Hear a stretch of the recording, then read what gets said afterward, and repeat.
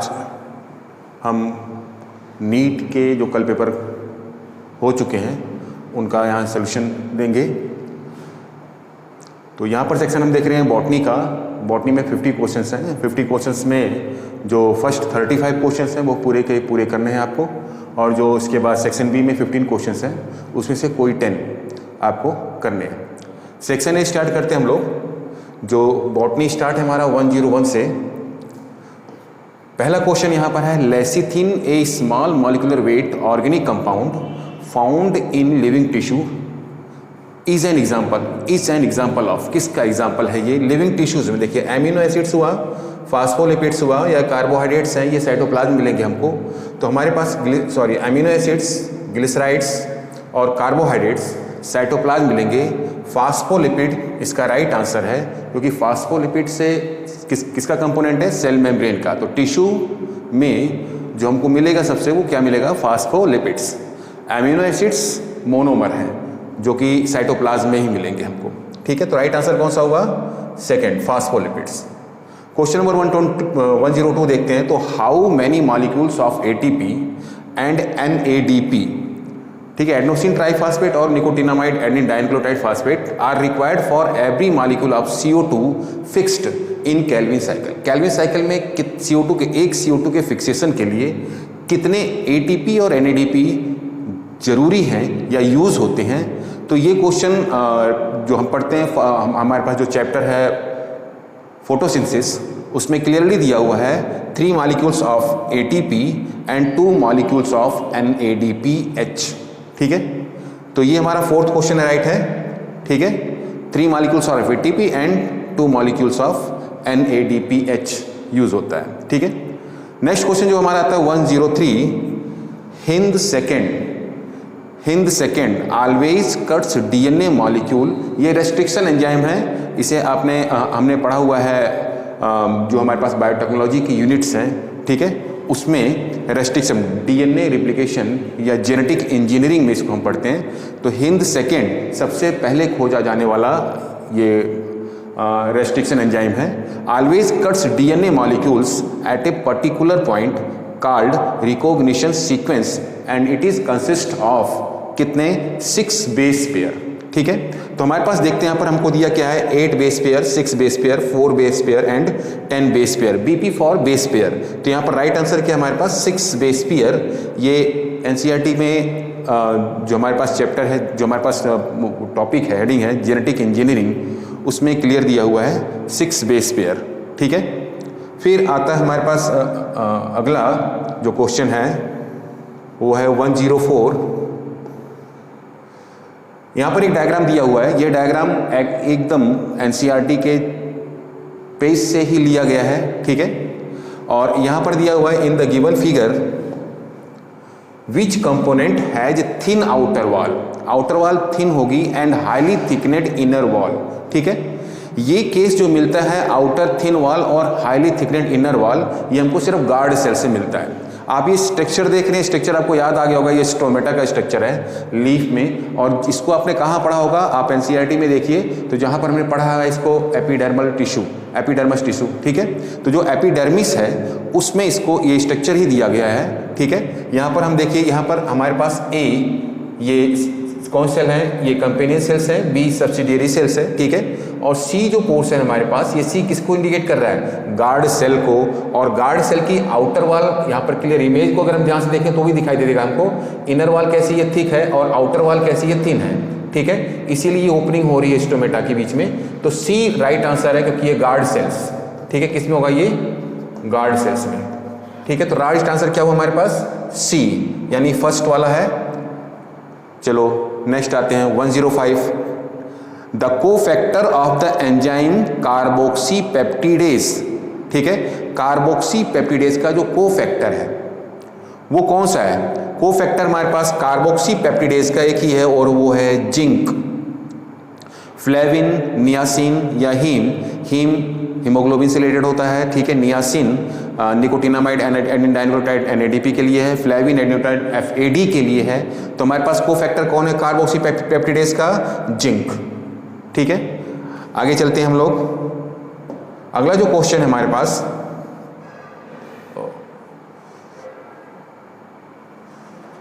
Next page देखते हैं, ठीक है। हाँ, ये 106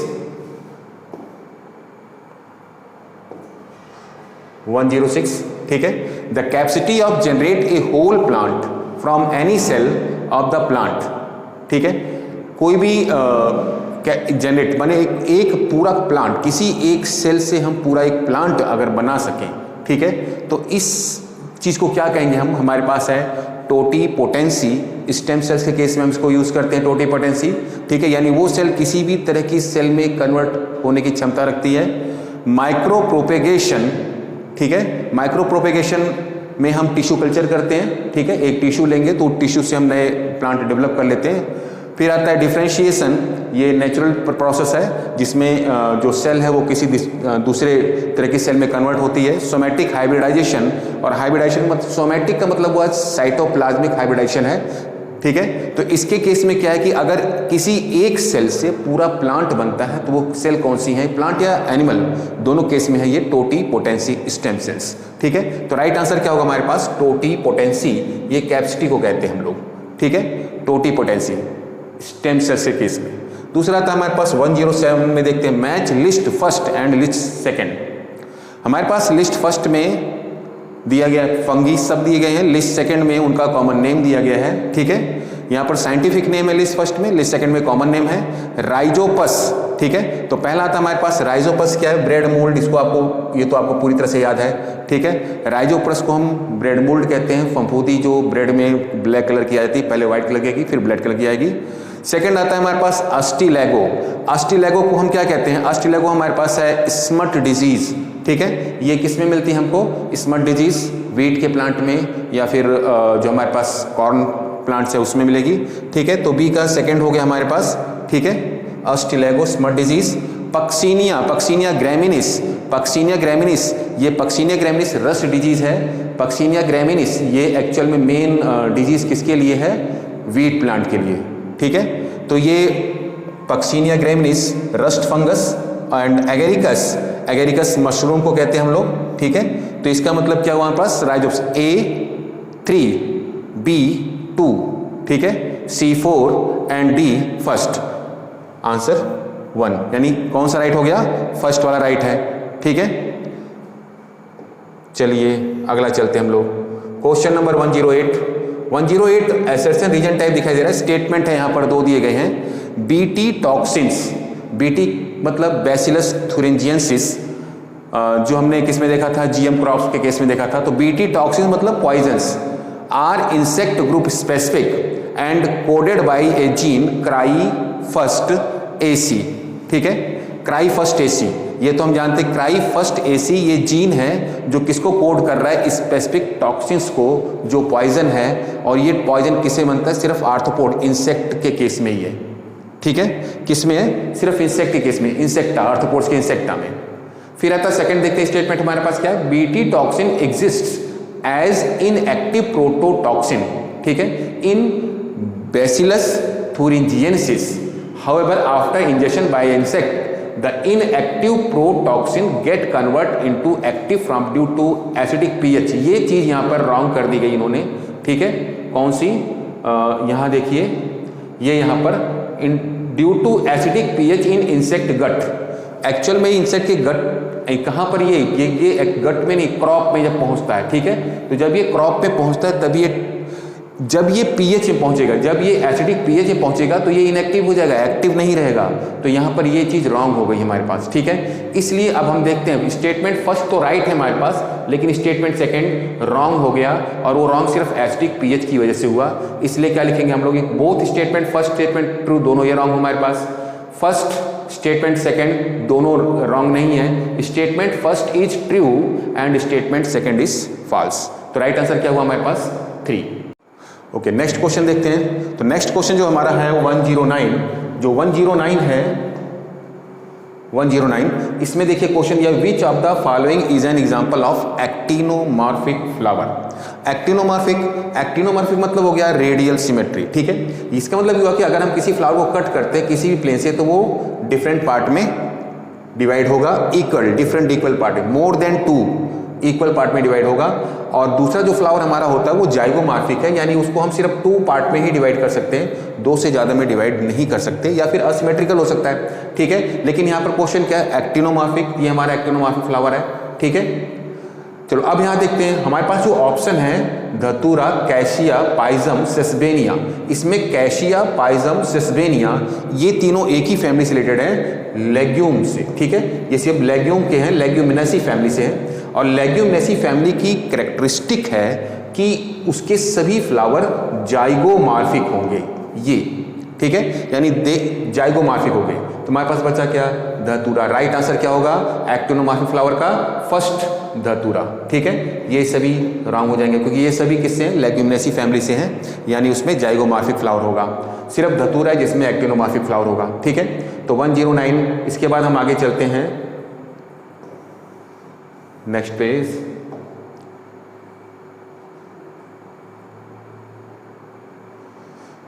हाँ ये देखते हैं 1010, ठीक है। 110 इस केस में देखिए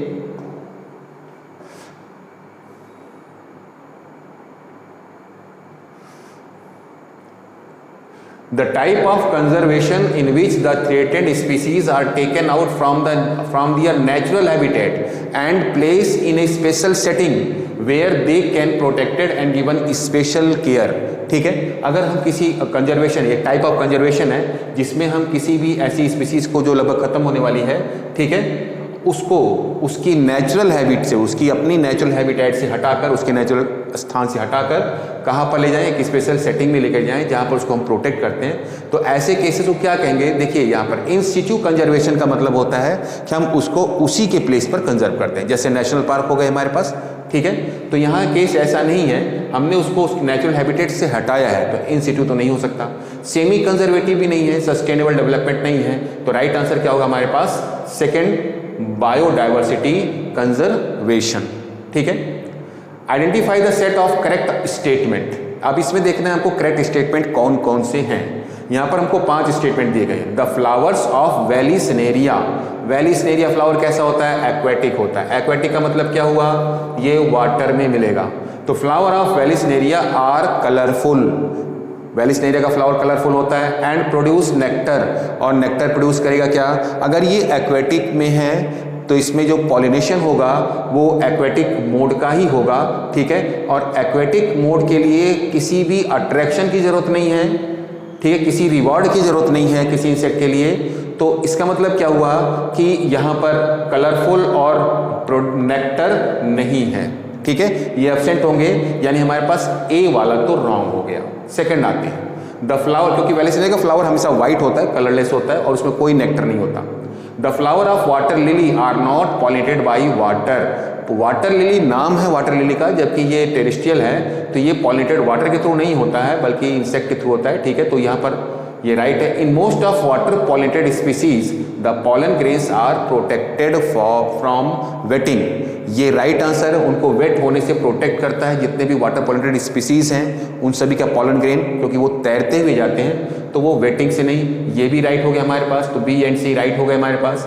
pollen grains of some hydrophytes, कुछ हाइड्रोफाइट्स के जो पॉलन ग्रेन्स हैं are long and ribbon like, ठीक है। ये राइट आंसर है, क्योंकि जो सबसे लॉन्गेस्ट हम कह सकते हैं, जो सबसे लॉन्गेस्ट पॉलन ग्रेन है वो कैसा है, रिबन लाइक ही है, ठीक है। रिबन लाइक होता है मायोसिस्टिस कहते हैं हम लोग, तो ये राइट है। उससे क्या होगा, वो फ्लोटिंग माने तैरने में हेल्प मिलती है उनको। फिर आता है in some hydrophytes the pollen grain are carried passively inside water. Maximum passively यानी विदाउट किसी एनर्जी के, विदाउट किसी उसके, ये पैसिवली वाटर करंट के साथ ही मूव करते हैं। इसका मतलब ई भी राइट हुआ हमारे पास। एक ही रॉन्ग है और वो पहला है वेलिसनेरिया कलरफुल और प्रोड्यूस नेक्टर। इसका मतलब B, C, D and E are right. हमको राइट ही देखना है करेक्ट स्टेटमेंट। तो यहाँ पर देखते हैं सी, डी, ई, इसमें बी नहीं है, ये नहीं होगा, ए रॉन्ग, ए रॉन्ग। तो राइट आंसर क्या होगा, B, C, D and E only. Fourth answer right है, ठीक है, आंसर 4। चलिए आगे चलते हैं। आगे जो हमारा अगला क्वेश्चन है 112 का, इस केस में देखो the lactose present in growth medium, lac operon model के केस में आपने देखा होगा इसको। तो lactose present in growth medium of bacteria is transported to the cell by the action of, ठीक है। अब यहाँ पर आपने 3 चीजें पढ़ी थी, ठीक है, जो हमारे पास beta galactosidase, acetylase, permease and polymerase, ठीक है। इस केस में देखिए परमिएबिलिटी को इंक्रीज करने के लिए कौन सा एंजाइम है, परमिएज, ठीक है। तो राइट आंसर क्या होगा इसका, परमिएज। परमिएज परमिबिलिटी को इंक्रीज करता है, तो क्या होगा, जो लैक्टोज है ग्रोथ मीडियम में, ठीक है, वो लैक्टोज कहां पर एंटर होगा, सेल के अंदर। किसकी सेल के अंदर, इसमें या बैक्टीरिया में, ठीक है, लैक्टोबैसिलस बैक्टीरिया में। लैकोपेरन मॉडल में पूरा क्लियर दिया हुआ है यहाँ पर। बीटा ग्लैक्टोसिडेज, एसिटाइलेज और परमिएज, ये 3 एंजाइम मिलते हैं हमको वहां पर, 3 एंजाइम इसके लिए रिस्पॉन्स। चल आगे चलते हैं हम लोग। Match list first and list second, इसको मैचिंग करना है हमको, ठीक है। तो देखिए list first and list second, list first में हमको बैक्टीरिया का नाम दिया गया है और लिस्ट सेकंड में उनके प्रोडक्ट का नाम दिया गया है। क्लॉस्ट्रीडियम पहला हमारे पास ए, क्लॉस्ट्रीडियम बाटुलाइकम, ठीक है। क्लॉस्ट्रीडियम बाटुलाइकम ये हम जानते हैं हमारे लिए हार्मफुल है, ठीक है, फूड पॉइजनिंग के लिए रिस्पॉन्सिबल है। चलो तो अब ये क्या बनाएगा, ब्यूटेरिक, ब्यूटिलाइकम है तो ब्यूटेरिक एसिड, ठीक है। चलिए आगे चलते हैं। Saccharomyces cerevisiae commonly known as yeast, इसको ईस्ट कहते हैं, बहुत ही इंपॉर्टेंट है, बहुत ज़्यादा यूज होता है, ठीक है। तो किस में यूज होता है, इथेनॉल के फॉर्मेशन में, एथिल वाइन इंडस्ट्रीज में, ठीक है, इथेनॉल में। ट्राइकोडर्मा पॉलीस्पोरियम, ठीक है। देखिए पॉलीस्पोरम बायोलॉजी केस में ये है कि आपको कहीं ना कहीं क्लू मिल ही जाता है, तो यहाँ पर क्या है, ट्राइकोडर्मा क्या दिया हुआ है, पॉलीस्पोरम, ठीक है। तो ट्राइकोडर्मा पॉलीस्पोरम किससे मिल रहा है हमको, देखिए साइक्लोस्पोरिन। और स्ट्रेप्टोकोकस स्पीसीज, जो स्ट्रेप्टोकोकस है ये स्ट्रेप्टोकाइनेज एंजाइम बनाती है, जिसका हम लेते हैं किसमें, एंटीबायोटिक बनाने में भी हेल्प करते हैं। तो ये हमारे पास हो गई डी का सेकेंड, ठीक है। तो देखते हैं कौन सा राइट है हमारे पास यहाँ पर, ए का 4th है, ठीक है, ए का 3 है ना।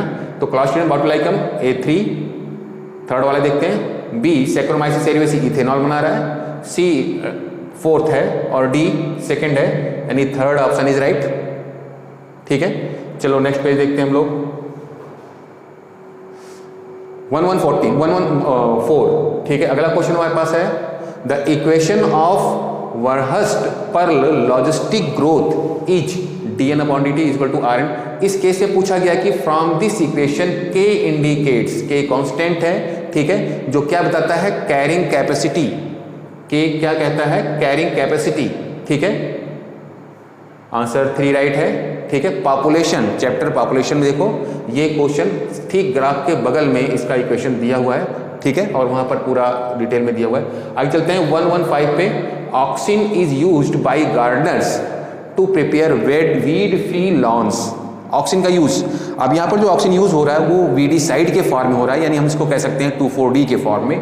But no damage is cause to grass, grass में कोई डैमेज नहीं होती। ग्रास किस फैमिली से रिलेटेड है, ग्रास ग्रैमिनी फैमिली से रिलेटेड है, मोनोकॉट प्लांट है, ठीक है। और जो हमारे पास ऑक्सिन है ये फ्लैट लीव्स, इसका मतलब हुआ कि डाइकॉट प्लांट के लिए हार्मफुल है, तो ये सिर्फ डाइकॉट प्लांट को खत्म करके डिस्ट्रॉय करेगी, जबकि जो मोनोकॉट प्लांट है वो सरवाइव करेंगे। तो ग्रासेस हमारी मोनोकॉट है, तो यहाँ पर देखते क्या है, it promotes apical dominance. Auxin apical dominance को प्रमोट करती है, राइट है, लेकिन एज ए वीडीसाइड राइट नहीं है, ठीक है। Promotes abscission of mature leaves only, सिर्फ मैच्योर लीव्स को एब्सेशन के लिए रिस्पॉन्सिबल करेगी, ऐसा नहीं है, क्योंकि ये मैच्योर लीव्स को एब्सेशन के लिए करती है, इसके लिए एब्सिसिक एसिड मोस्टली रिस्पॉन्सिबल होता है। Does not affect mature monocotyledon plants, ये राइट है, मोनोकॉट के प्लांट को बिल्कुल भी कोई इफेक्ट नहीं डालती। And can help in cell division in grasses to produce growth, cell division के लिए रिस्पॉन्सिबल नहीं है, उसके लिए कौन है, साइटोकाइनिन है रिस्पॉन्सिबल, ठीक है। तो इसका मतलब ऑक्सिन किसके लिए responsible, does not affect mature monocotyledons plant. किसको अफेक्ट करती है, ये सिर्फ और सिर्फ डाइकॉट को अफेक्टिव करती है। तो वीडीसाइड में इसका यूज किया गया एज ए 2,4-D के फॉर्म में, ठीक है। चलिए फिर आते हैं हम लोग, हमारा अगला क्वेश्चन है 116। जो 116 है इसमें देखते हैं एक फिगर दिया हुआ है हमें, और ये फिगर आपका एनसीईआरटी से ही लिया गया है, और ये जो है फिगर मार्फोलॉजी ऑफ प्लांट, ठीक है। तो प्लांट की मार्फोलॉजी में से है, identify the part of the seed from the given figure which is destined to form root. यहाँ पर जो फिगर दिया गया ये मोनोकॉट सीड है, ठीक है, और मोनोकॉट सीड में आपको बताना है कि इसमें कौन सा ABCD में कौन सा पार्ट है जो रूट डेवलपमेंट के लिए रिस्पॉन्सिबल है। हमारे पास जो A और B है ये शूट डेवलपमेंट के लिए रिस्पॉन्सिबल है, ठीक है। और जो C, यहाँ पर हमको C और D दिखाई दे रहे हैं, ठीक है। D देखिए, D वाला जो पार्ट है हमारे पास ये कैलिप्टरा बनाता है जो रूट कैप बनाएगा, और जो C है हमारे पास ये हमारे पास क्या बनाता है, ये कोलियोराइजा, ठीक है। और ये ऑप्शन किसमें C, तो C राइट, यानी थर्ड ऑप्शन राइट है हमारे पास, थर्ड राइट है, ठीक है। क्योंकि C क्या है, कोलियोराइजा है, B क्या है, कोलियोप्टाइल है। कोलियोप्टाइल किसके लिए रिस्पॉन्सिबल है, स्टेम के लिए, ठीक है, प्लीम्यूल्स के लिए बनाने के लिए। और ये किसके लिए रिस्पॉन्सिबल है, रूट्स के लिए, यानी रेडिकल्स की तरह से काम करता है, ठीक है। डी जो है हमारे पास कैलिप्टरा है जो रूट कैप बनाएगा, तो राइट आंसर क्या हुआ, सी, थर्ड वाला। फिर अगला क्वेश्चन आता है हमारे पास 117। इस केस में इसमें देखते हैं हम लोग, इसमें स्टेटमेंट है हमारे पास दो, given below are two statements. पहला स्टेटमेंट दिया गया है parenchyma is living but collenchyma is dead tissue. अब देखो यहाँ पर पैरेन्काइमा लिविंग है बट कोलेनकाइमा रॉन्ग हो गया पहले ही, तो कोलेनकाइमा डेड टिश्यू नहीं होता बल्कि लिविंग टिश्यू होता है, ठीक है। स्क्लेरेन्काइमा डेड टिश्यू होता है, तो स्क्लेरेन्काइमा यहाँ दिया नहीं है। स्टेटमेंट फर्स्ट ये हमारा फॉल्स हो गया ऑलरेडी पहले ही। फॉल्स क्यों हुआ, क्योंकि यहाँ पर इन्होंने क्या कर दिया है, कोलेनकाइमा को डेड कर दिया, ये लिविंग है, ठीक है, लाइव टिश्यूज है। सेकंड केस में आते हैं जिम्नोस, सेकंड स्टेटमेंट दिया है gymnosperm lack xylem vessels but presence of xylem vessels is the characteristics of angiosperm. Statement second एकदम राइट है। जिम्नोस्पर्म में जाइलम वेसल्स नहीं होती, सिर्फ क्या रहती है, ट्रैकिड्स, ठीक है। और लेकिन ये एंजियोस्पर्म की स्पेसिफिक कैरेक्टरिस्टिक है कि वहां पर जाइलम वेसल और जाइलम ट्रैकिड दोनों होंगे, ठीक है। तो statement first is wrong but statement second is right. देखते हैं यहाँ पर कौन सा राइट है, statement first is false but statement second is true, यानी फोर्थ ऑप्शन हमारा सही है, ठीक है। नेक्स्ट पेज पे चलते हैं हम लोग। अगला जो क्वेश्चन आता है 118 करके, इस केस में क्या है कि these are regarded as major cause of biodiversity loss, ठीक है। बायोडाइवर्सिटी लॉस के लिए कौन कौन रिस्पॉन्सिबल है, कौन कौन उसके रिस्पॉन्स, ठीक है। देखते हैं हम यहाँ पर, पहला दिया है ओवर एक्सप्लॉयटेशन, ठीक है। बायोडाइवर्सिटी ओवर एक्सप्लॉयटेशन, जहां पर भी ज्यादा होगा जनरेशन तो वहां पर डाइवर्सिटी हमेशा कम होने लगती है। कोई एक स्पीसीज ज्यादा ग्रो करेगी तो बाकी सभी स्पीसीज को वो खत्म कर देगी। तो पहला केस हमारा ओवर एक्सप्लॉयटेशन, ठीक है, राइट है। फिर आता है हमारे पास को एग्जिस्टेंस, ठीक है। तो को एग्जिस्ट मतलब एक साथ अगर दो एग्जिस्ट हो रहे हैं तो वहां कंपटीशन बढ़ेगा, ठीक है। तो कंपटीशन बढ़ेगा तो कोई ना कोई तो एक डेवलप होगा, दूसरा डीजेनरेट हो जाएगा। तो बी भी हमारे पास राइट है बायोडाइवर्सिटी लॉस के लिए। तीसरे केस में आता है म्यूटेशन। म्यूटेशन जेनेटिकली होता है, ठीक है। इस केस में बायोडाइवर्सिटी लॉस नहीं होती बल्कि बायोडाइवर्सिटी डेवलप होती है, ज्यादा होती है। जितना म्यूटेशन होगा उतनी डाइवर्सिटी बढ़ती जाएगी, ठीक है। वेरिएबलिटी बढ़ती जाएगी, वैरायटी बढ़ती जाएगी। तो म्यूटेशन जो है ये लॉस के लिए रिस्पॉन्सिबल नहीं है, ठीक है। तो सी हमारा नहीं लिखेंगे। हैबिटेट लॉस एंड फ्रेगमेंटेशन, ठीक है। अगर हैबिटेट लॉस हुआ तो डाइवर्सिटी लॉस होगी। जैसे अगर जंगल काट दिए गए तो वहां पर जितने भी एनिमल्स हैं उनकी भी पॉपुलेशन धीरे धीरे कम होती चली जाएगी, तो वहां पर डाइवर्सिटी कम होगी। पॉपुलेशन मतलब सिर्फ एक सिंगल नहीं बल्कि अलग अलग एनिमल्स सभी कम होने लगेंगे। तो डी भी हमारे पास राइट है। माइग्रेशन, बायोडाइवर्सिटी लॉस केस में माइग्रेशन है, तो माइग्रेशन के केस में क्या है कि अगर वहां से कुछ हटते हैं तो माइग्रेट में सारे के सारे पूरी की पूरी एक पॉपुलेशन नहीं हटती है, कुछ ही हटती है। अगर एक पॉपुलेशन हटेगी तो डाइवर्सिटी बढ़ेगी क्योंकि वहां म्यूटेशन के चांसेस बढ़ जाते हैं, ठीक है। तो हमारे पास माइग्रेशन कोई स्पेसिफिक वो नहीं है। तो हमारे पास राइट क्या हुआ, ए बी एंड डी, और ए बी डी हमें किस में मिल रहा है, फोर्थ ऑप्शन में। तो फोर्थ ऑप्शन हमारा राइट हो गया, ठीक है। अगला जो हमारे पास क्वेश्चन आता है 119, ये है which one of the following is not a criterion for classification of fungi. Fungi के क्लासिफिकेशन के लिए इसमें से कौन सा एक क्राइटेरिया नहीं है, ठीक है। फंगी का जो हम क्लासिफिकेशन पढ़ रहे थे, ठीक है, तो डाइवर्सिटीज में, ठीक है, उस केस में हम देखा था morphology of mycelium. Mycelium hyphae है, राइट है, ये तो लेते ही हम लोग, ठीक है। Mode of spore formation, spore कैसा बन रहा है, बेसिडियो स्पोर है या फिर एस्कोस्पोर्स हैं, ठीक है, डिटरोस्पोर्स हैं, तो ये भी हमारे पास, ये तो मेन है हमारे पास। फ्रूटिंग बॉडीज बेसिडियम बनती है, ठीक है, या एस्कस बनती है, ये भी है। मोड ऑफ न्यूट्रिशन सभी के सभी फंगी या तो सैप्रोफिटिक हैं या फिर वो पैरासाइट हैं। ये कोई जो हमारे पास सेकंड है इसका हम यूज क्राइटेरिया में नहीं करते क्योंकि ये कोई क्राइटेरिया नहीं है, सभी फंगी में सेम न्यूट्रिशन मिलता है। तो हमारे पास आंसर सेकंड राइट हो गया। ये कोई क्राइटेरिया, मोड ऑफ न्यूट्रिशन कोई क्राइटेरिया नहीं है जिसके थ्रू हम फंगी को डिवाइड या क्लासिफाइड करते हैं। तो हमारे पास 3 मार्फोलॉजी माइसीलिया का, स्पोर फॉर्मेशन, फ्रूटिंग बॉडीज, ये क्राइटेरिया है जो फंगी के क्लासिफिकेशन में लिया जाता है। आगे चलते हम लोग 120 क्वेश्चन नंबर 120 में फिगर दिया गया। ये फिगर भी आप याद करो तो मार्फोलॉजी से कई सारे क्वेश्चन इस बार आए हैं, मुझे लगता है मैक्सिमम क्वेश्चन मार्फोलॉजी से ही पूछे गए हैं। तो ये भी हमारे पास मार्फोलॉजी है, ठीक है, फ्लावर की। Identify the type of flower based on the position of calyx, Corolla and androecium. यहाँ पर कैलिक्स, करोला और एंड्रोसियम, ये हमारे पास, ये देखिए फिगर में,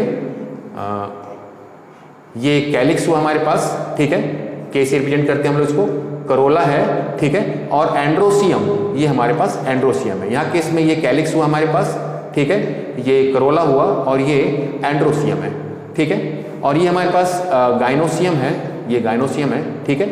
यहाँ पर देखते हैं with respect to the ovary, gynoecium को क्या कह रहे हैं हम लोग, ओवरी भी कह रहे हैं। इस ओवरी के केस में अब बताना है from the given figure A and B, हमारे पास ए और बी फिगर है। आप याद करो जो एनसीईआरटी की बुक है मार्फोलॉजी में, यहाँ पर 4 फिगर दिए गए थे, लेकिन क्वेश्चन में उन्होंने 2 ही दिए, और दोनों के केस में क्या है, जो ओवरी है ना तो ये पूरी तरह से इंफीरियर है और ना ये पूरी तरह से सुपीरियर है। अगर ओवरी सुपीरियर होती तो फ्लावर हाइपोगाइनस होता, अगर ओवरी इंफीरियर होती तो फ्लावर एपिगाइनस होता, ठीक है। लेकिन इस केस में क्या है, ना तो ये सुपीरियर है ना ही ये इंफीरियर है, यानी कि दोनों के केस में हमें क्या मिलेगा, जो फ्लावर है, हमको क्या देखना है, टाइप ऑफ फ्लावर, तो फ्लावर कैसा होगा, दोनों केस में पेरीगाइनस, ठीक है। तो यहां पर देखते हैं एपिगाइनस हाइपोगाइनस रॉन्ग है, हाइपोगाइनस एपिगाइनस ये भी नहीं होगा। ऑप्शन 3 देखो, ठीक है, पेरीगाइनस एपिगाइनस ये भी नहीं होगा, सॉरी। ऑप्शन 4 देखिए, पेरीगाइनस पेरीगाइनस, दोनों ही कैसे हैं, पेरीगाइनस, तो ऑप्शन 4 राइट। ये मैंने बताया कि दोनों ही पेरीगाइनस है, ठीक है, क्योंकि दोनों के केस में ओवरी कैसी है, सेमी इंफीरियर ओवरी है, ठीक है। चलो आगे चलते हैं। नेक्स्ट क्वेश्चन हमारे पास 121, list the endangered species was released by, ठीक है। इंडेंजर्ड स्पीसीज किसने रिलीज की, यहां पर कुछ शॉर्ट फॉर्म दिए गए, GEAC, WWF world wild life fund, ठीक है, और फोम है IUCN international union for conservation of natural and natural resources, 4th right, ठीक है। जो हमारे पास 4th ऑप्शन, ये तो कुछ सोचना ही नहीं हमको इसमें, international union for conservation of nature and natural resources, इसने इंडेंजर्ड स्पीसीज को रिलीज किया है, तो ऑप्शन 4 राइट है हमारा यहाँ पर, ठीक है, क्योंकि WWF तो फंड हमको रिलीज करता है और उसके लिए फंड रिलीज करता है जिसको IUCN ने रिफर किया हो, ठीक है। चलो अगला पेज देखते हैं हम लोग। नेक्स्ट क्वेश्चन 122 देखते हैं। तो what is the fate of a piece of DNA, DNA का आगे फ्यूचर कैसा होगा, ठीक है, carrying only gene of interest which is transferred into an alien organism. किसी एक एलियन, एलियन मतलब क्या हुआ, जो फॉरेन ऑर्गेनिज्म है, उसमें अगर किसी डीएनए को ट्रांसफर किया गया, ठीक है, तो डीएनए के पीस को ट्रांसफर किया गया, तो वो पीस, उसका आगे फेट क्या होगा, फ्यूचर क्या होगा। पहला ऑप्शन दिया गया, इसमें पहला दिया गया हमारे पास, the piece of DNA would be able to multiply itself, वो पीस जो डीएनए का है वो मल्टीप्लाई कर सकता है itself independently in the progeny cells of the offspring. ऐसा नहीं होता, ठीक है, जब तक वो उसके जीनोम से अटैच नहीं होगा तब तक वो अपने आप से मल्टीप्लाई नहीं कर सकता, ठीक है। तो इंडिपेंडेंटली मल्टीप्लाई नहीं करेगा वो। तो पहला इंडिपेंडेंटली जो डाल दिया गया ये हमारे पास रॉन्ग हो गया, ये फेट नहीं होगा इसका, ठीक है। तो फर्स्ट नहीं होगा। सेकंड के केस में आते हैं हम लोग, इट मे गेट इंटीग्रेटेड, ठीक है, into the genome of the recipient. Yes, सबसे पहला काम इसका यही होगा कि किससे जुड़ जाएगा, इंटीग्रेट होगा, जुड़ेगा किससे? रेसिपिएंट। रेसिपिएंट मतलब जिस सेल में हमने इसको इंजेक्ट किया हुआ है उसके जीनोम से इंटीग्रेट हो जाएगा, ठीक है, रेप्लिकेशन के लिए, मल्टीप्लिकेशन के लिए, एप्लीकेशन के लिए। सी देखते हैं, सी के केस में दिया हुआ है हमारे पास, it may multiply and be inherited along with the host DNA. Very good, ये भी राइट है। सबसे पहले इंटीग्रेट होगा, उसके जीनोम से मिलेगा, फिर उसके जीनोम की हेल्प से ये मल्टीप्लाई भी होगा और होस्ट डीएनए में अपनी कैरेक्टरिस्टिक्स को दिखाएगा भी, इनहेरिट भी होगा, ठीक है। डी केस में alien piece of DNA is not an integral part of chromosome. नहीं, जब ये उसके साथ जुड़ जाता है तो वो इंटीग्रल पार्ट बन जाता है, ठीक है। तो डी हमारे पास रॉन्ग हो गया, ठीक है, वो इंटीग्रल पार्ट बनता है। अगला आता है it shows ability to replicate. ये रिप्लिकेट की एबिलिटी दिखाता है, ठीक है। तो रिप्लिकेट की एबिलिटी कब दिखाता है? जब ये किससे जुड़ जाएगा? इंटीग्रेट हो जाएगा। अदरवाइज ये रिप्लिकेट की एबिलिटी नहीं दिखाता है, ठीक है। तो क्योंकि इसमें दो ऑप्शन ही दिए गए हैं तो हमारे पास ऑप्शन मेन क्या है, जो सबसे मोस्ट, वो क्या हो गया? B and C. Right answer क्या होगा हमारे पास? बी एंड सी। यानी सबसे पहले वो जुड़ेगा और फिर जुड़ने के बाद मल्टीप्लाई होगा और अपनी कैरेक्टरिस्टिक्स को शो करेगा अगर वो डोमिनेंट है तो, ठीक है। फिर अगला क्वेश्चन आता है हमारे पास 123, which one of the following can be explain on the base of Mendel's law of dominance, ठीक है। तो जो मेंडल लॉ ऑफ डोमिनेंस है वो क्या था कि अगर हम किसी एक डोमिनेंट कैरेक्टर को, अगर दो अपोजिट ट्रेट्स को एक साथ क्रॉस करते हैं तो F1 जनरेशन में सिर्फ वही कैरेक्टर एक्सप्रेस होता है जो डोमिनेंट है, ठीक है। यानी हम ये कह सकते हैं कि जो दिख रहा है वही डोमिनेंट है और जो नहीं दिख रहा है वो क्या हुआ? रिसेसिव ट्रेट हुआ। ये हमारे पास लॉ ऑफ डोमिनेंस है मेंडल का। जैसे टाल प्लांट और डॉट में हमने क्या देखा था? कैपिटल टी, यानी F1 जनरेशन में सभी के सभी प्लांट कैसे होंगे? टॉल होंगे। तो टॉल क्या हुआ? डोमिनेंट कैरेक्टर हुआ। तो देखते हैं यहाँ पर क्या दिया हुआ है। अब यहाँ पर हमारे पास 5 स्टेटमेंट दिए गए हैं, ठीक है। तो out of 1 pair of factor देखो, मेंडल ने जो जीन्स है, जीन्स उस समय नहीं था, ठीक है, उनको जीन्स का पता नहीं था तो उन्होंने फैक्टर वर्ड यूज किया था, ठीक है। तो out of 1 pair of trait या factor, 1 is dominant and other is recessive, ठीक है। तो जो पहला यहाँ पर दिया गया, क्या दिया गया कि इनमें से एक डोमिनेंट होगा और एक रिसेसिव होगा। वेरी गुड, ये राइट है, ठीक है, क्योंकि पहला लॉ ऑफ डोमिनेंस यही है कि जो दिखाई देगा वो डोमिनेंट होगा और जो F1 जनरेशन नहीं दिख रहा है वो रिसेसिव होगा। Allele do not show any expression, दूसरे केस में क्या दिया कि allele do not show any expression and both the characters appear as such in F2 generation. F2 generation में ऐसा कुछ नहीं, इन्होंने ये गलत कर दिया है, ठीक है। एलिस एक्सप्रेशन शो करते हैं और दोनों कैरेक्टर F2 जनरेशन में एज सच नहीं आते, बल्कि 1:2:1 के जीनोटाइप में या 3:1 के जीनोटाइप में एक्सप्रेस होते हैं, ठीक है। इसलिए बी जो हमारे पास है, ये बी के केस में क्या हुआ? रॉन्ग हो गया। एक्सप्रेस होता है वो, ठीक है, यहां पर दिया हुआ है do not show any expression. चलो इसलिए रॉन्ग हो गया। Factors occurs in pair in normal diploid plant. Very good, ठीक है, ये राइट है, ठीक है। फैक्टर जो मिलेंगे हमको वो हमेशा डिप्लॉयड प्लांट में पेयर से मिलते हैं। कैपिटल टी स्मॉल टी या कैपिटल स्मॉल टी, ठीक है। होमोजाइगस या हेटेरोजाइगस कंडीशन में अगर डिप्लॉयड प्लांट है तो हमको पेयर में ही लिखना है और पेयर में ही हम इंडिकेट करते हैं। The discrete unit controlling the particular character is called factor. अगला जो पॉइंट आया हमारे पास वो क्या है? डिस्क्रीट यूनिट जो कंट्रोल कर रही है एक पर्टिकुलर कैरेक्टर को, एक पर्टिकुलर ट्रेट को, ठीक है, उसको क्या कहते हैं हम लोग? फैक्टर कहते हैं। हम लोग मतलब मेंडल ने उसको फैक्टर कहा था, अभी हम लोग उसको ट्रेट या जीन्स कहने लगे हैं, ठीक है, उसमें जीन्स नहीं था। तो ये राइट है मेंडल के अकॉर्डिंग, ये भी राइट हो गया क्योंकि उन्होंने फैक्टर कहा था उसको।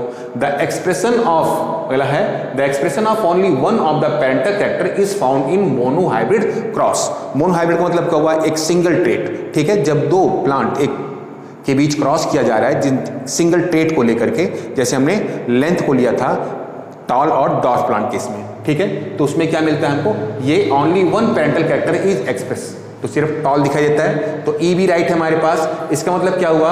ए C D and E right answer. तो कौन किस में आ रहा है हमको? सेकंड में ए सी डी एंड ई, ये राइट है, ठीक है। नेक्स्ट हम चलते हैं 124, हमारा अगला क्वेश्चन 124 का है। तो 124 में जो क्वेश्चन है हमारे पास यहां दिया गया है इनहिबिशन ऑफ सक्सनिक डिहाइड्रोजिनेज, ये एंजाइम है, ठीक है, by malonate is a classical example of ठीक है। ये देखो हम जब बायोमॉलिक्यूल्स चैप्टर आप देखो बायोमॉलिक्यूल्स, और बायोमॉलिक्यूल्स में जब एंजाइम्स के केस में हमने पढ़ा था तो वहां पर ये लास्ट पेज से एक पेज पहले, जस्ट एक पेज पहले, ठीक है, एंजाइम रिएक्शन में वहां पर दिया हुआ है कि ये किसका एग्जाम्पल है, it is the example of competitive inhibition, ठीक है। कॉम्पिटिटिव इनहिबिशन क्यों? क्योंकि दोनों का स्ट्रक्चर नियर अबाउट सेम होता है, तो ये करता है सक्सनिक डिहाइड्रोजिनेस एंजाइम के जो रिएक्शन है उसको स्लो करता है या फिर बंद ही कर देता है, ठीक है, मेलोनेट। तो इसलिए क्या कॉम्पिटिटिव इनहिबिशन हो गया। ये इनहिबिट मतलब होता है किसी को सप्रेस करना, ठीक है, कम करना। अगला आता है हमारे पास फॉर्मेशन ऑफ इंटरफेसिकुलर कैम्बियम। आपने दो पढ़ा था, intrafascicular and interfascicular cambium from fully developed parenchyma cell is an example of. देखो हमारे पास जब ये हमने पढ़ा था, जब हमने एनाटॉमी पढ़ा था, ठीक है, फ्लावरिंग बॉडीज की, तो वहां पर हमने देखा था कि अगर हमारे पास ये पेरिसाइकिल हुई, पेरिसाइकिल के बाद ये हमारे पास वेस्कुलर बंडल्स हैं, ठीक है, तो यहाँ पर कैम्बियम है। कैम्बियम किससे मिलेगा? सिर्फ डाइकॉट मिलता है, ठीक है। तो इनको क्या कहते हैं? इंट्राफेसिकुलर। ये क्या है हमारे पास? इंट्राफेसिकुलर है, और ये हमारे पास पैरेन्काइमेटस सेल है, ठीक है। इस सेल के बीच में बाद में क्या होता है? सेकेंडरी ग्रोथ के समय, ठीक है, एक सिंगल लेयर बनती है किसकी? कैम्बियम की। तो जो यहां पर कैम्बियम बन रहा है ये इंटरफेसिकुलर कैम्बियम है। Interfascicular, intrafascicular. क्वेश्चन में आया हुआ है कि इंटरफेसिकुलर किसमें है? ये है हमारे पास पिथ में, ठीक है। तो इस केस में क्या मिलेगा? ये किसका एग्जांपल हमारे पास है? D differentiation. फिर से डिफरेंशिएशन होता है। पहले जो हमारे पास कौन से थे? ये मेरिस्टेमिक टिश्यू था, कन्वर्ट हुआ किसमें? वो कन्वर्ट हुआ पैरेन्काइमा सेल में, और पैरेन्काइमा परमानेंट सेल है, और ये परमानेंट सेल फिर से किसमें डिफरेंशिएट हुई? मेरिस्टम में। तो क्या हुआ हमारे पास? डी डिफरेंशिएशन को कहते हैं हम लोग। राइट आंसर 3 हुआ, ठीक है। अगला क्वेश्चन अगला पेज देखते हैं हम लोग। 126 केस में दिया हुआ है spindle fibres attach to kinetochores. ये केस देखिए, सेल डिवीजन याद आ गया होगा आपको। काइनेटोकोर्स से क्रोमोसोम कब होते हैं? मेटाफेज में, ठीक है, सेकेंड फेज मेटाफेज। इसमें कुछ बताना नहीं है आपको, पूरा याद होगा आपको, ठीक है। काइनेटोकोर्स जो प्रोटीन है उससे अटैच होता है spindle fibre.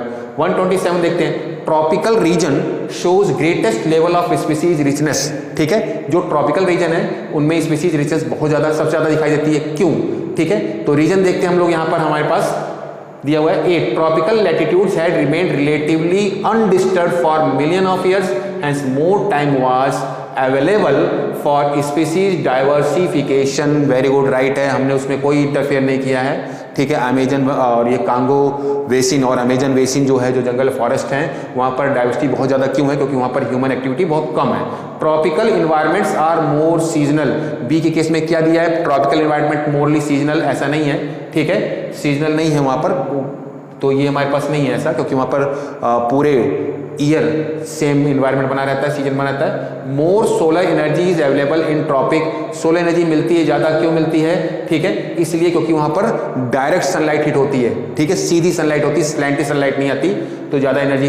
Constant environment promote niches specialisation, ठीक है, ये भी है क्योंकि वहाँ का इन्वायरमेंट कैसा होता है? कॉन्स्टेंट होता है, ठीक है। सीजनल देखिए रॉन्ग किया था हमने, कैसा होता है? कॉन्स्टेंट होता है, इसलिए स्पेशल जो ये स्पेशलाइजेशन होता है वो मतलब स्पीसीज बनने के लिए वो प्रमोट करता है, उसको एक अच्छा हैबिटेट देता है। Tropical environments are constant and predictable.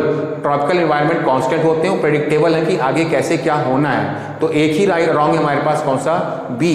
तो राइट आंसर क्या होगा? A, C, D and E only first हमारे पास राइट आंसर है, ठीक है। अगला क्वेश्चन आता है 128, जो 128 है हमारे पास, ठीक है। इस केस में देखिए, गिवन बिलो आर 2 स्टेटमेंट्स। फिर स्टेटमेंट दिया गया है। फर्स्ट है, chromosome become gradually visible under light microscope during leptotene stage. Light मतलब होता है कंपाउंड माइक्रोस्कोप, ठीक है।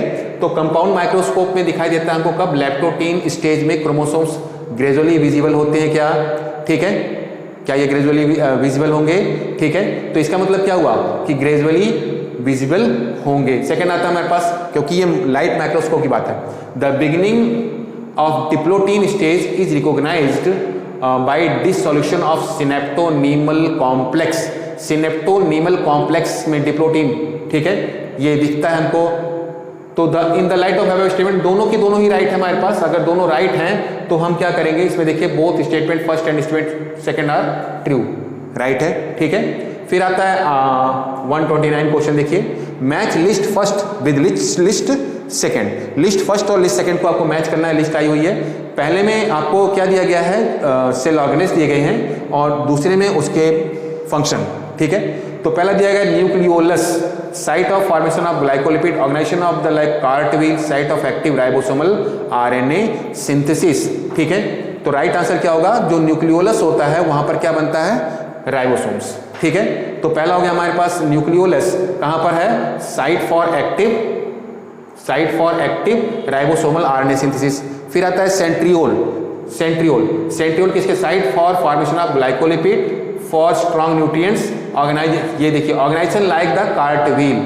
सेंट्रियोल जो होता है, ठीक है, सेंट्रियोल किसके लिए, कार्टविल की तरह काम करता है, ठीक है। ल्यूकोप्लास्ट, ठीक है, ल्यूकोप्लास्ट के केस में देखिए ल्यूकोप्लास्ट क्या काम क्या इसका, for storing nutrients. Different type of leucoplast मिलता है, किसके लिए रिस्पॉन्सिबल है, फूड स्टोर करने के लिए। गोल्जी अपरेटस ग्लाइकोलिपिड्स, ठीक है। तो राइट आंसर क्या होगा हमारे पास, A3, ठीक है, B सेकेंड, C 4, ठीक है, और D फर्स्ट, यानी ऑप्शन फर्स्ट इज राइट, ठीक है। नेक्स्ट पेज देखते हैं हम लोग 130, ठीक है। 130 किसमें, bulliform cells are responsible for, जो बुलीफॉर्म सेल्स हैं वो किसके लिए रिस्पॉन्सिबल है, inward curling of leaves in monocot, ठीक है। बुलीफॉर्म सेल्स कुछ लार्ज सेल होती हैं, ठीक है, जो बड़ी बन जाती हैं, उन्हीं को हम लोग बुलीफॉर्म कहते हैं। उनका मेन फंक्शन ये होता है कि वो जो लीव्स इनको कर्लिंग मतलब मोड़ने काम करते हैं, ठीक, कर्ल बना देती हैं। तो यहाँ पर दिया हुआ है पहला option, inward curling of leaves in monocots, monocot से मिलती है। Protecting the leave from salt stress, ठीक है, नहीं। Increased photosynthesis in monocots, photosynthesis तो बाकी सारी सेल्स कर ही रही हैं, ठीक है, ये इंक्रीज नहीं करता बल्कि उसका C4 पाथवे जो है वो इंक्रीज करता है। Providing large space for storage of sugar की स्टोरेज के लिए पैरेन्काइमस सेल है, ठीक है। तो राइट आंसर क्या होगा, first inward curling of leaves in case of monocots. 131 question देखते हैं हम लोग, ए पिंक फ्लावर्ड स्नैपड्रैगन प्लांट, ठीक है, स्नैपड्रैगन यहाँ पर क्या मिलेगा हमको, यहाँ पर मिलेगा हमको, क्योंकि यहाँ पर देखिए डोमिनेंट है कोई, इनकम्प्लीट डोमिनेंस केस मिलता है। Pink flowered snapdragon plant was crossed with a red flowered snapdragon plant. What type of phenotype, phenotype मतलब जो दिखाई दे रहा है, are expected in the progeny, progeny में कौन सा फिनोटाइप दिखाई देगा। हमने फ्लावर कौन सा लिया है, पिंक और स्नैपड्रैगन, तो पिंक का मतलब क्या हुआ, सपोज दैट हमने रेड लिया है तो कैपिटल आर, ठीक है। जब इसको हमने किससे किया, कैपिटल आर स्मॉल आर, ठीक है, तो क्या मिलता है हमको, capital R capital R capital R capital R और कैपिटल आर स्मॉल आर और कैपिटल आर स्मॉल आर, ठीक है। इस केस में देखिए तो क्या मिलेगा हमको, अब इस केस में देखिए जो कैपिटल आर स्मॉल आर है ये कैसे फ्लावर हो गया हमारे पास, पिंक, और जो कैपिटल आर ये कैसे मिलेंगे हमको, red. 50% red flower and 50% pink flower. यहाँ पर देखते हैं ऑप्शन कौन सा राइट हमारे पास है, ओनली रेड फ्लावर, नहीं, red flower as well as pink flower, ठीक है। तो red flower as well as pink flower, 50% red flower and 50% pink flower, ठीक है। ओनली पिंक फ्लावर रॉन्ग होगा, रेड पिंक ये व्हाइट नहीं मिलेगा हमको, ठीक है। तो ऑप्शन सेकंड इज राइट, ठीक है। आगे चलते हैं हम लोग, a transcription unit in DNA is defined primarily by the 3 regions in DNA, ठीक है। ट्रांसक्रिप्ट यूनिट की में हमारे पास जो दिया गया कितना, 3 region DNA, and these are with respect to upstream and downstream end, ठीक है। तो इस केस में देखिए हमारे पास पहला दिया हुआ है repressor operator gene structural gene, second है structural gene transposons and operator gene, ठीक है। Inducer, repressor, structural gene, promoter, structural gene and terminator. Main क्या होता है, किसी भी ट्रांसक्रिप्शन यूनिट में क्या चाहिए हमको, प्रमोटर चाहिए पहला, उसके बाद स्ट्रक्चरल जीन होगा जो एमिनो एसिड से प्रोटीन बनाने का काम करेगा यानी आरएनए बनाएगा, और लास्ट में टर्मिनेटर होता है। जो टर्मिनेटर जीन हमारे पास कौन से हैं, 3 हैं, क्या कह सकते हैं उसको हम लोग, UAG, UGA एंड UAA। तो राइट आंसर क्या हमारे पास, promoter, structural gene, promoter, structural gene and terminator, ठीक है। रिप्रेसर तो एक जीन है, रिप्रेसर जीन नहीं है बल्कि एक प्रोटीन है, इसलिए सभी रॉन्ग, ठीक है। नेक्स्ट क्वेश्चन हमारे पास 133 देखते हैं, in a plant black seed colour black sheet मतलब क्या हुआ, आप देखिए यहाँ पर ब्लैक शीट के capital B capital B capital B small B, इसका मतलब डोमिनेंट है, is dominant over white seed colour जो स्मॉल बी से इंडिकेट किया गया है, in order to find out the genotype of black seed plant. Genotype क्या होगा, अब यहाँ पर फिनोटाइप जो दिखाई दे रहा है वो नहीं, बल्कि जीन्स में क्या है वो देखना है हमको, ठीक है। तो कैपिटल बी क्या दिया गया, in order to find out the genotype of the black seed plant. अब वो कैपिटल बी है यानी होमोजाइगस कैपिटल बी है, प्योर ब्लैक है या फिर हाइब्रिड है, कह सकते हम हेट्रोजाइगस जीन्स का है। अगर हमको ये जानना हो, ठीक है, तो with which of the following genotype will be cross it, तो हमें किस जीनोटाइप से इसको क्रॉस करना पड़ेगा, यानी ये हमें टेस्ट क्रॉस करना है, ठीक है। तो टेस्ट क्रॉस के लिए हम किसका यूज करते हैं हमेशा, रिसीसिव जीन्स का, ठीक है, प्योर रिसीसिव जीनोटाइप का, यानी हमारे पास क्या है, प्योर रिसीसिव स्मॉल बी, ठीक है। हम स्मॉल बी से ही करेंगे, तो ये हो जाएगा हमारे पास टेस्ट क्रॉस, ठीक है, टेस्ट क्रॉस। चलिए आगे चलते हैं हम लोग। Option second 134 question, which of the following are required for the dark reaction in photosynthesis. Dark reaction, photosynthesis की डार्क रिएक्शन में, ठीक है, क्या चाहिए हमको, देखिए लाइट चाहिए क्या, नहीं वो लाइट रिएक्शन के लिए जरूरी है। क्लोरोफिल चाहिए क्या हमको, क्लोरोफिल हमको चाहिए, नहीं चाहिए। क्यों नहीं चाहिए, कि क्लोरोफिल लाइट एब्जॉर्ब करता है, तो लाइट से रिलेटेड हमको ना तो लाइट चाहिए और ना ही क्लोरोफिल चाहिए। CO2 चाहिए, कार्बन फिक्सेशन केल्विन साइकिल में होता है फर्स्ट फिक्सेशन, तो C राइट है। ATP भी चाहिए और NADP भी चाहिए, 3 ATP, ठीक है, एंड 2 NADP चाहिए और कार्बन डाइऑक्साइड चाहिए, ठीक है। तो हमारे पास choose the correct answer from the option given below. Correct answer क्या होगा, C, D एंड E, और C, D, E दिया गया किसमें, ऑप्शन 3, ठीक है, ऑप्शन 3 राइट। तो ये हो गया हमारे पास ऑप्शन 3 134 का। आगे चलते हैं हम लोग नेक्स्ट 135 क्वेश्चन देखिए। 135 नंबर जो हमारे पास है, match list first with list second. First list और सेकंड लिस्ट, फर्स्ट में क्या दिया हुआ है, सेकंड में क्या, सेकंड में टाइप ऑफ क्रॉस या टाइप ऑफ उस प्रोसेस को क्या कहते हैं हम लोग, और फर्स्ट में उसकी डेफिनेशन दी गई है, वन वर्ड सब्स्टिट्यूट की तरह से है। तो 2 और more alternative form of a gene, ठीक है, 2 या 2 से ज्यादा फॉर्म जीन के क्या कहलाते हैं, हमेशा हम क्या कहते हैं इसको, एलिल्स, ठीक है। जैसे capital T small T capital T small T, ये क्या है, एक एलिल है, ठीक है। तो पहले केस में क्या हो गया हमारे पास, एलिल, क्या कहेंगे इसको, allele. Cross of F1 progeny, filial first progeny with homozygous recessive parent, ठीक है। होमोजाइगस मतलब अभी इससे जस्ट पहले हमने क्वेश्चन जो देखा था वो टेस्ट क्रॉस दिया था हमने, ठीक है। अगर हमने क्या लिया है, रिसेसिव पेरेंट लिया है, सो क्या कहेंगे, test cross. Cross of F1 progeny with any of the parent, तो बैक क्रॉस, ठीक है। And number of chromosome set in plant, क्या कहते हैं, ploidy, haploidy, diploidy, triploidy, last में पॉलीप्लॉइडी, ठीक है। तो हमारे पास ऑप्शन कौन सा राइट होगा इसमें, इस केस में A का 3, ठीक है, यहाँ देखो B का 4, ठीक है, फिर हमारे पास C का फर्स्ट है और D जो है हमारे पास वो सेकंड है, तो राइट आंसर कौन सा होगा, 3, ठीक है। तो ये तो 135 यानी 35 क्वेश्चन से 2 आपको पूरे के पूरे करने थे, इसमें आपका ऑप्शन नहीं था। चलिए अब हम चलते हैं अगले क्वेश्चन पर। ये क्वेश्चन हमारा 136 में देखिए, the DNA present in chloroplast. Chloroplast का DNA कैसा होगा, ऑप्शन यहाँ पर दिया हुआ है, linear double standard, circular double standard, linear single standard and circular single standard. Chloroplast और माइटोकॉन्ड्रिया 2 जो सेल ऑर्गेनेल्स हैं, हमें जानते हैं ये प्रोकैरियोटिक सेल की तरह से होते हैं, तो इनका DNA कैसा होगा, सर्कुलर DNA होगा, और वो भी कैसा होगा, डबल स्टैंडर्ड, ठीक है। तो circular double standard answer second, chloroplast and mitochondria case में, ठीक है। तो आंसर सेकंड हमारा राइट हो गया।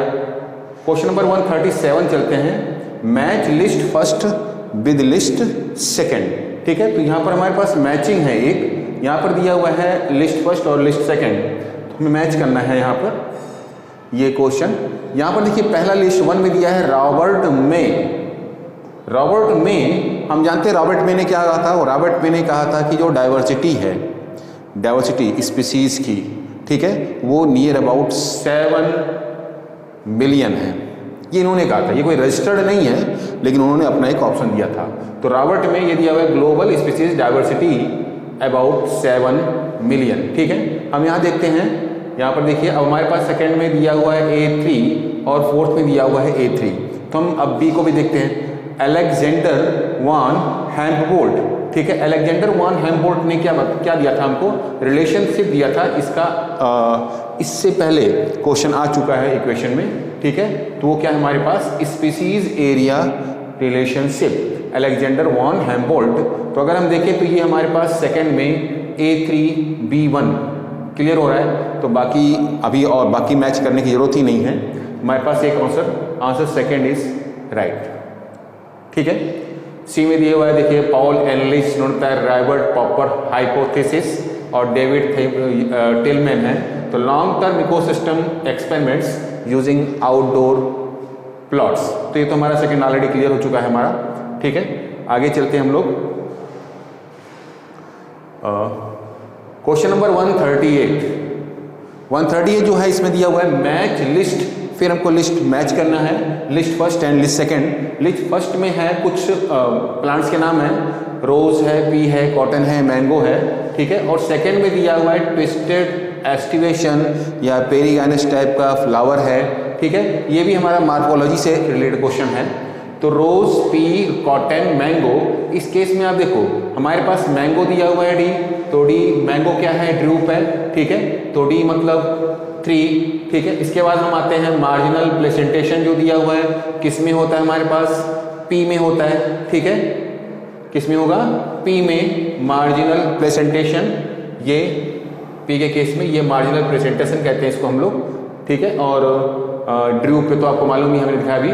फिर आता है हमारे पास क्या, रोज है और कॉटन है। कॉटन के केस में कॉटन की फैमिली कौन सी है, कॉटन की फैमिली है मालवेसी, और मालवेसी के केस में हम जानते हैं कि उसमें क्या होता है, ट्विस्टेड एस्टिवेशन, इस तरह से ट्विस्टेड एस्टिवेशन होगा, तो कॉटन में हो गया ट्विस्टेड एस्टिवेशन। और रोज हमारे पास पेरीगाइनस फ्लावर है, ठीक है, पेरीगाइनस फ्लावर है। इसका मतलब हम मैच करेंगे तो ए सेकेंड हमको 2 मिल रहा है फर्स्ट में और फोर्थ मिल रहा है, पी फोर्थ, बी कौन सा है, फोर्थ में है, तो ये हमारे पास कौन सा, फर्स्ट ऑप्शन राइट है, ठीक है। फिर आते हैं हमारे पास which of the following statement is correct regarding the process of replication in E coli, Escherichia coli, ठीक है। प्रोसेस, रिप्लिकेशन का प्रोसेस, रिप्लिकेशन मतलब क्या हुआ, एक डीएनए से दूसरा बनना। तो सबसे पहले क्या होता है, the DNA dependent DNA polymerase catalyses polymerisation in one direction and that is 3-5, ठीक है। दूसरा केस में क्या दिया हुआ है कि द डीएनए, इस केस में देखिए डीएनए डिपेंडेंट डीएनए पॉलीमरेज 3-5, 3-5 में तो डायरेक्शन होता ही नहीं पॉलीमराइजेशन, वो हमेशा 5-3 में देखना है हमको। तो 5-3 में हमारे पास बाकी सभी 5-3 और 5-3, यहाँ देखते हैं हम लोग, the DNA dependent RNA polymerase कैटलाइजेस, DNA dependent RNA polymerase कैटलाइजेस, तो डीएनए डिपेंडेंट जो आरएनए पॉलीमराइजेशन होगा वो मैसेंजर आरएनए बनाता है, तो ये भी हमारे पास रॉन्ग हो गया, पहला रॉन्ग हो गया, सेकंड रॉन्ग हो गया। The DNA dependent DNA polymerase catalyse polymerisation in 5-3 as well as 3-5, दोनों ही डायरेक्शंस में नहीं, क्योंकि इसके रेशियो कोली के केस में है जहां पर सर्कुलर डीएनए है इसका, ठीक है। तो the DNA dependent DNA polymerase catalyses polymerisation in 5-3, ये हमारा आंसर 4 राइट हो गया, ठीक है। नेक्स्ट क्वेश्चन देखते हैं हम लोग, 140 क्वेश्चन में एक स्ट्रक्चर दिखाया जा रहा है हमको, जो एनसीईआरटी से ही लिया गया स्ट्रक्चर, ठीक है। इस स्ट्रक्चर में अगर हम लोग देखें तो स्ट्रक्चर में क्या दिख रहा है हम लोगों को, यहाँ पर ये बीच में गायनोसियम है और किनारे किनारे पर या तो ये स्टेमन है या तो फिर ये स्टिग्मा स्टाइल होगी, ठीक है। तो आप देखते हैं अगर स्टिग्मा स्टाइल है, इतनी लॉन्ग है, या फिर स्टेमन ही है लॉन्ग है, तो कैसे होंगे, ये मूव करते रहेंगे। यानी यहाँ पर हमको जो केस दिखाई देता है वो वाइंड पॉलिनेशन का दिखाई देता है, यानी एनिमोफिली कह सकते हैं इसको हम लोग। Wind pollinated plant inflorescence showing flower with well exposed स्टेमन, ठीक है। पहले केस में दिया कि वेल एक्सपोज्ड स्टेमन, ये हमको स्टेमन दिखाई दे रहा है, मे बी राइट हो सकता है। Water pollinated flower, water pollinated तो रॉन्ग हो गया क्योंकि वाटर पॉलिनेटेड नहीं होगा ये, ठीक है। फिर आता म्यूसिलेस कवरिंग ही नहीं है। फिर आता है हमारे पास cleistogamous flower showing autogamy, cleistogamous नहीं है क्योंकि ऐसे फ्लावर हमेशा क्लोज होते हैं। फिर आते हैं compact inflorescence showing complete autogamy. Autogamy नहीं है ये, इससे ऐसा इसलिए है कि ऑटोगैमी केस में फ्लावर बाइसेक्शुअल होना चाहिए और क्लिस्टोगैमस होना चाहिए, वो बंद होना चाहिए, ठीक है। यहाँ पर वाइंड पॉलिनेशन है, तो वाइंड पॉलिनेशन में ऑटोगैमी, जीटोनोगैमी या जीनोगैमी तीनों पॉसिबल हो सकती हैं, ठीक है। तो इसके लिए हमारा आंसर कौन सा राइट है? First, wind pollinated plant inflorescence showing the well exposed stamens, ठीक है। चलो नेक्स्ट क्वेश्चन, नेक्स्ट पेज देखते हैं हम लोग।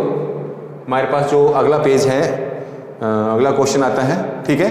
Match list first with list second. यहाँ पर match list first with list second दिया हुआ है। लिस्ट हमारे पास है, फर्स्ट में साइट्रिक एसिड साइकिल है, ग्लाइकोलाइसिस है, ये कुछ हमारी मेटाबॉलिक एक्टिविटीज़ हैं, ठीक है। और इनका दूसरे पे साइट दिया गया है, यानी ये होती कहाँ पर है वो दिया गया है, citric acid cycle, glycolysis, electron transport system and proton gradient, ठीक है। चलो देखते हैं यहाँ पर ग्लाइकोलाइसिस। आपको मालूम है, आपने बहुत पढ़ा हुआ है, ग्लाइकोलाइसिस किसका है?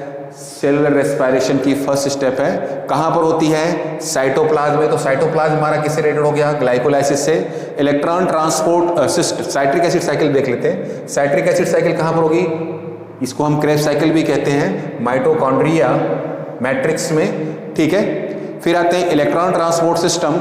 Electron transport system inter membrane space of mitochondria और इनर माइटोकॉन्ड्रियल मेम्ब्रेन। तो इनर माइटोकॉन्ड्रियल मेम्ब्रेन, ठीक है, ये फोर्थ में है, तो सी का फोर्थ हुआ। और प्रोटॉन ग्रेडियंट कहां बनता है? Inter membrane space of mitochondria, जो पेरी माइटोकॉन्ड्रियल स्पेस होता है। अगर ये माइटोकॉन्ड्रिया है, ठीक है, ये क्रिस्टी हो गई, तो इस स्पेस पर क्या होगा हमारे पास? इलेक्ट्रॉन यहाँ पर क्या होगा हमारे पास? प्रोटॉन ग्रेडियंट होगा, और इस जगह पर क्या होगा? इलेक्ट्रॉन ट्रांसपोर्ट सिस्टम होगा, ठीक है। ग्लाइकोलाइसिस कहाँ पर होगी? यहाँ पर साइटोप्लाज्म में होगी, और यहाँ पर क्या होता है? साइट्रिक एसिड साइकिल, ठीक है। तो राइट आंसर हमारे पास कौन सा होगा? ए सेकेंड, बी फर्स्ट। ए सेकेंड वाले को देखते हैं, ए सेकेंड बी फर्स्ट है, सी फोर्थ, और हमारा सेकेंड ऑप्शन क्लियर हो गया, राइट है, ठीक है। क्वेश्चन नंबर हम अगला देखते हैं 142। Read the following statement and choose the set of correct statements, ठीक है। इस केस में देखो, किसके केस में देखना है हमको? In the membrane, in the members of Phaeophyceae. Phaeophyceae मतलब कौन सी हो गई हमारे पास? Brown algae. फियोफाइसी मींस क्या हुए? Brown algae. Brown algae case में देखना है हमको। यहां दिया asexual reproduction occurs usually by biflagellate zoospore, ठीक है,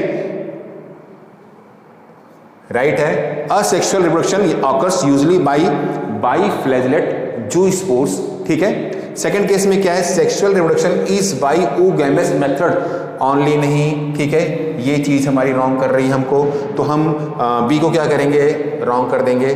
फिर stored food is in the form of carbohydrate A C and carotenoids, sorry, stored food in the form of carbohydrate which is either mannitol और लैमिनेरिन, ठीक है। तो mannitol या लैमिनेरिन right है, ठीक है, स्टोर फूड इसे मिलता है हमको।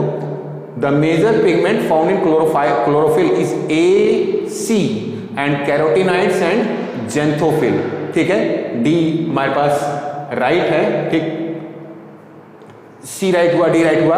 Vegetative cell have a cellulosic wall usually covered outside gelatinous coating of algin, algin right, ठीक है, एल्जिन जो हाइग्रोस्कोपिक होता है, ठीक है।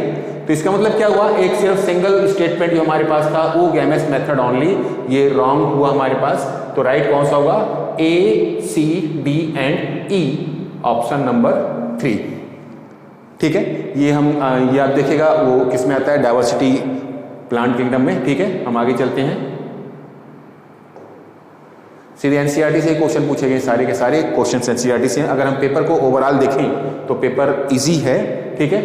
In an ecosystem if net primary productivity NPP of first trophic level is 100, ठीक है, x किलो कैलोरी पर मीटर पर ईयर, तो what would be gross primary productivity of the third trophic level of same ecosystem? Same ecosystem में जो third trophic level होगी उसमें कितना होगा? देखिए फर्स्ट ट्रॉपिक लेवल पे कितना है? 100x है, ठीक है। तो फर्स्ट ट्रॉपिक लेवल पर अगर 100x है तो इसका मतलब क्या होगा, सेकेंड ट्रॉपिक लेवल पे कितना हो जाएगा, वो हमको देखना कि इसमें थर्ड ट्रॉपिक लेवल में देखना है, ठीक है। तो सेकेंड ट्रॉपिक लेवल में कितना हो जाएगा, वो 10, थर्ड में कितना होगा 1, ठीक है। इस केस में अब अगर हमको जीपीपी देखना है तो कितना होगा, मल्टीप्लाई बाई 10, ठीक है। तो कितना आ जाएगा 10x किलो कैलोरी, ठीक है। तो 10x किलो कैलोरी ये किस में आता है हमारे पास, देखिए 10% लॉ ऑफ एनर्जी ट्रांसपोर्टेशन ये आपने पढ़ा हुआ है, उससे रिलेटेड है। तो क्या होगा हमारे पास 10x किलो कैलोरी पर मीटर स्क्वायर पर ईयर, ठीक है। चलो अगला चलते हैं हम लोग, हमारे पास नेक्स्ट पेज है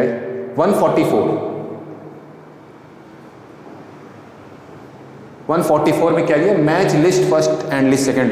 मैचिंग क्वेश्चन इस बार कुछ ज़्यादा ही आए हैं, है ना। GLUT4, ग्लूट जो ग्लू वर्ड बना है ग्लूकोज से बना हुआ है, ठीक है। तो इसका करता है, ये काम क्या होता है, ट्रांसपोर्टेशन ऑफ ग्लूकोज, ठीक है, किसमें, सेल के अंदर।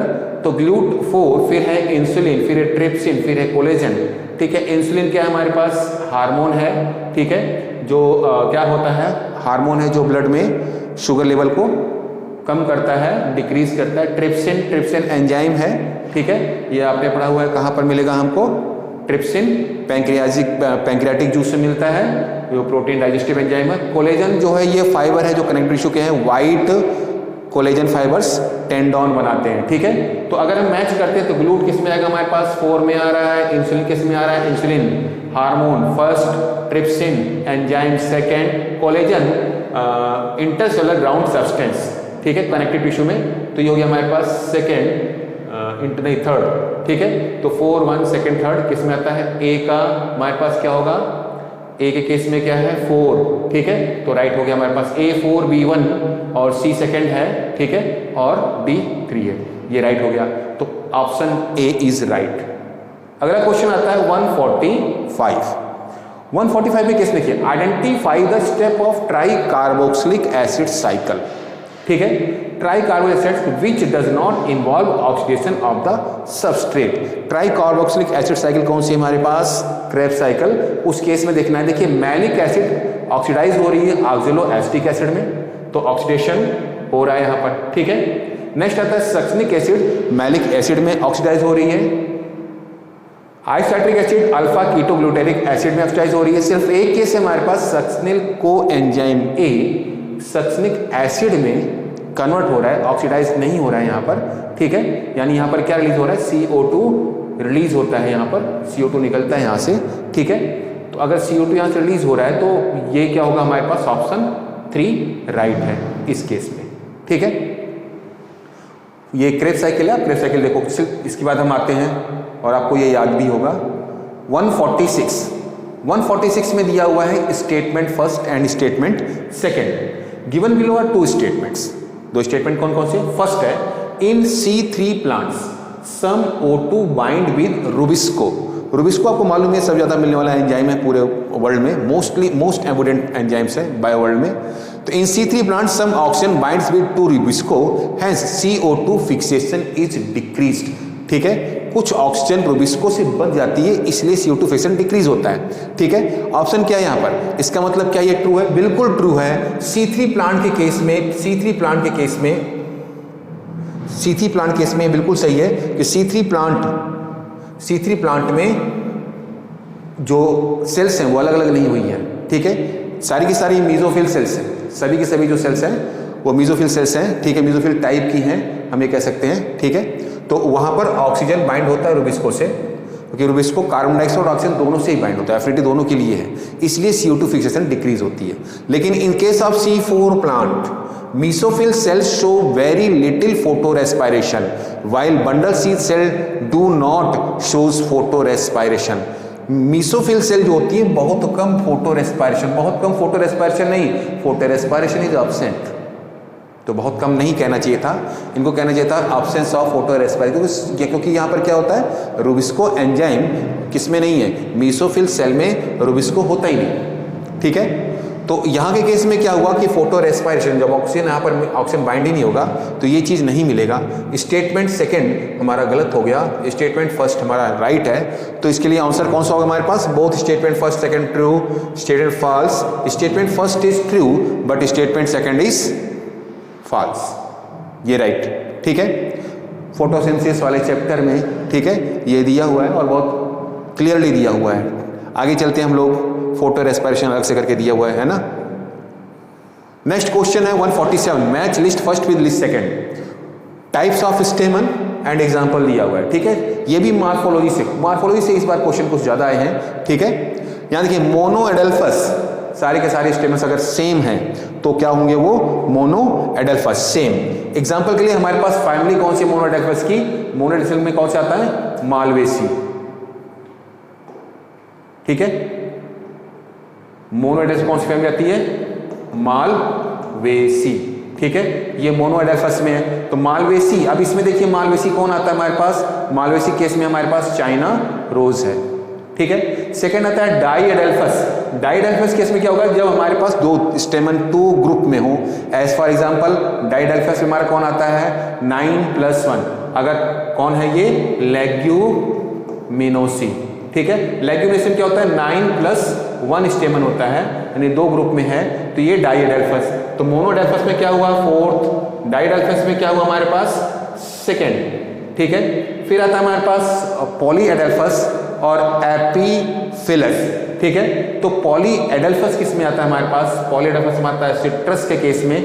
ठीक है, और एपीफिलस किस में आता है? लिली के केस में। तो अब हम देखते हैं हमारे पास राइट आंसर कौन सा होगा। देखते हैं, इसमें वो ऑप्शंस नहीं दिए गए हैं, नेक्स्ट पेज पर है। यहाँ तो क्लियर हो गया ना। मोनो एडेल्फस में कौन है हमारे पास? चाइना रोज, फोर्थ है। डाई एडेल्फस में कौन है? पीस है। पॉली मतलब सिट्रस है। एपीफिलस मतलब हो गया लिली। ठीक है, नेक्स्ट पेज देखते हैं, ऑप्शन में क्या दिया गया हमारे पास। Choose the correct answer from the option given below. ठीक है, इस केस में क्या देखा था हमने देखिए देखा था, मैं बैक कर रहा हूं, ए का 4, बी का सेकंड, इतना देके चलते हैं। ए का 4 हो गया और बी का हमारा सेकंड है। ठीक है, तो हमारे पास ऑप्शन क्या दिया था? ए का 4, बी का सेकंड, ए फर्स्ट ऑप्शन राइट है। ठीक है, सी में हमने देखा था पॉली एडेल्फस, सिट्रस, और डी के केस में क्या था हमारे पास? एपीफिलस। एपीफिलस में क्या था हमारे पास? लिली। ठीक है, तो option first is right. Match list first with list second. List first क्या है? Frederick Griffith. ये सब साइंटिस्ट के नेम हैं और इसके बाद यहाँ पर उन्होंने क्या देखा है उन्होंने, ठीक है, क्या खोजा है उसके विषय में दिया गया है। ठीक है, तो यहाँ देखिए फ्रेडरिक ग्रिफिथ, जो फ्रेडरिक ग्रिफिथ थे इन्होंने क्या? ट्रांसफॉर्मेशन। किसके लिए रिस्पॉन्सिबल? फ्रेडरिक ग्रिफिथ किसके लिए हैं? ट्रांसफॉर्मेशन। फ्रेडरिक ग्रिफिथ किसके लिए? ट्रांसफॉर्मेशन के लिए हैं। ठीक है, सेकंड आता है हमारे पास कौन? फ्रैंकोस जैकब एंड जैकब। ठीक है, तो जैकब एंड जैकब किसके लिए रिस्पॉन्सिबल है? Lac operon model. उन्होंने क्या बताया था हमें? Lac operon model. Lac for lactose sugar के लिए है। ठीक है, डॉक्टर हरगोविंद खुराना, इन्होंने जेनेटिक कोड दिया था। ठीक है, इसके लिए इनको नोबेल प्राइज भी मिला था। और इसके बाद मिस लॉन्स एंड स्टल, इन्होंने क्या दिया था हमको? Semi conservative mode of DNA replication. ठीक है, सेमी कंजर्वेटिव यानी हाफ बनाना नहीं है, सिर्फ आधे डीएनए को ही बनाना रहता है। तो देखते हैं ऑप्शन कौन सा राइट। फर्स्ट का थर्ड है। ठीक है, तो हमारे पास दो है, फर्स्ट के थर्ड। सेकंड आता है सेकंड का फोर्थ, सेकंड का फोर्थ सेकंड में है, ऑप्शन सेकंड इज राइट। ठीक है, आगे देखते हैं, अगला क्वेश्चन है हमारे पास, which of the following are fused in somatic hybridisation. Somatic पूछा गया, सोमैटिक का मतलब हुआ जिसमें डीएनए इन्वॉल्व नहीं है। ठीक है, सेल से इन्वॉल्व होगा। तो somatic hybridization involving 2 varieties of plant. तो हम इसमें किसका यूज करते हैं? प्रोटोप्लास्ट का। प्रोटोप्लास्ट क्या है? साइटोप्लाज्म है। ठीक है, तो सिंपल से कुछ आपको करना ही नहीं है, हमारे पास सीधा दिया, इन्होंने प्रोटोप्लास्ट दिया हुआ है। ठीक है, तो प्रोटोप्लास्ट राइट आंसर होगा। देखिए पॉलन से अगर हम लोग करेंगे तो पॉलन से क्या होगा हमारे पास? ये जेनेटिक मॉडिफाइड होगा। सोमैटिक एम्ब्रियो यूज हो रहा है, ये भी जेनेटिक होगा। कैलस ये है क्या? Tissue culture. ठीक है, तो इसलिए राइट आंसर क्या हमारे पास? प्रोटोप्लास्ट। 150 क्वेश्चन देखते हैं। Spraying sugar cane crop with which of the following plant. देखिए इस शुगर केन में क्या करना है हमको, सिर्फ उसकी लेंथ को इंक्रीज करना है, किसकी, शुगर केन को, प्रोडक्शन इंक्रीज करने के लिए। और लेंथ कौन सी लेंथ, इंटरनोड, इंटरनोड को बढ़ाने के लिए, ये इंटरनोड है, इसे अगर लेंथ इसकी इंक्रीज करना तो क्या लेना होगा हमको, जिबरलिन। राइट आंसर क्या होगा हमारे पास, जिबरलिन। ठीक है, क्योंकि ऑक्सिन क्या करता है, एपिकल डोमिनेंस करता है, साइटोकाइनिन सेल डिवीजन के लिए रिस्पॉन्सिबल है, एब्सिसिक एब्सेशन के लिए रिस्पॉन्सिबल है। तो राइट आंसर क्या होगा हमारे पास, जिबरलिन। ठीक है, ओके।